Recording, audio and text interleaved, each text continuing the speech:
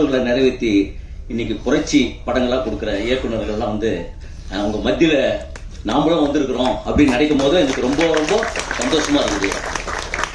இந்த சமகாலத்துல நாமளும் நடிச்சிட்டு இருக்கிறோம் அப்படிங்கிறது. நான் ஜேபிபி ட்ரெய்லர் அப்போ சொன்னேன். நான் இந்த இடத்துக்கு நான் எப்படி வந்தேன் அதே தான். அப்போ என்ன ஆச்சுன்னா வந்து அதுக்கப்புறம் படம் பாருங்க, ஏன்னா புதுசு, நம்ம வந்து சும்மா ஜாலியாக காமெடி எல்லாரையும் கலாச்சி நான் போயிடுவேன்.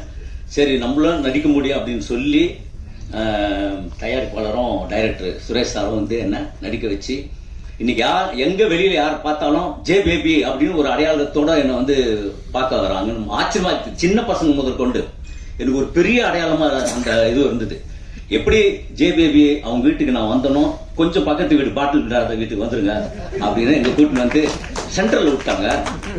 ஆனா ஒரே விஷயம், அன்னையில் அம்பேத்கர் சொல்ற மாதிரி தான், நான் யாருக்கும் அடிமை இல்லை, எனக்கு அடிமை யாரும் இல்லை, குடிக்கு அடிமை யாரும் இல்லைன்னு சொல்லிட்டு நீலம் ப்ரொடக்ஷன்ல இந்த ஒரு விழிப்புணர்வு சமூகத்துக்கான ஒரு படத்தை வந்து நல்ல தரமான படங்களா வந்து எடுத்துட்டு வராங்க. அந்த படங்கள்லாம் நான் இருக்கிறேன் அப்படின்னு நினைக்கும் போதெல்லாம் எனக்கு சந்தோஷமா இருக்குது. ஏன்னா ஒரு 12 வருஷத்துக்கு முன்னாடி நான் இறைமகன் ஒரு படம் வந்து எடுக்கிறதுக்கு அந்த கேப் தான் எனக்கு விழுந்தது. அது வந்து ஒரு குடினால ஒரு குடும்பம் வீணா போற மாதிரியான ஒரு படம். அதுல வந்து மேடம் நான் கோச்சு கூட நான் ஒரு பாட்டு எழுதியிருந்தேன். சுடுகாட்டுல வந்து அந்த குடிச்சிட்டு ஒரு இது பண்ற நண்பர்களுக்காக ஒரு பாட்டு மாதிரி ஒண்ணு. அதுல வந்து ஒரு செகண்ட் சரணம் வரும்.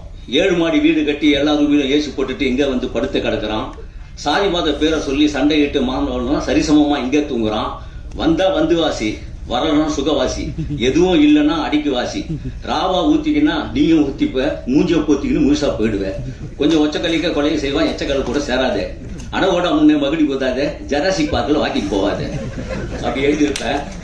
ஆனா வந்து என்ன விஷயம்னா அப்படி இல்லைனாலும் இப்ப இந்த மாதிரியான படங்கள்லாம் வந்து நடிக்கிறேன் அப்படின்னும் போது அதை விட இன்னும் நான் முழுமையான ஒரு வளர்ச்சி பெற்றேன் அப்படின்னு நம்புறேன். நிறைய பேர் பேச வேண்டியது இருக்குது. நான் சொன்ன முன்னாடி அவங்க எல்லாம் பேசிட்டோம், நான் வேணாம் அப்படின்னேன். அதுக்கப்புறம் 1 நிமிஷம் பேசினாங்க. சரி அந்த 1 நிமிஷம் பேசி அதோடு முடிச்சுக்கிறேன். எல்லாருக்கும் நன்றி, வணக்கம்.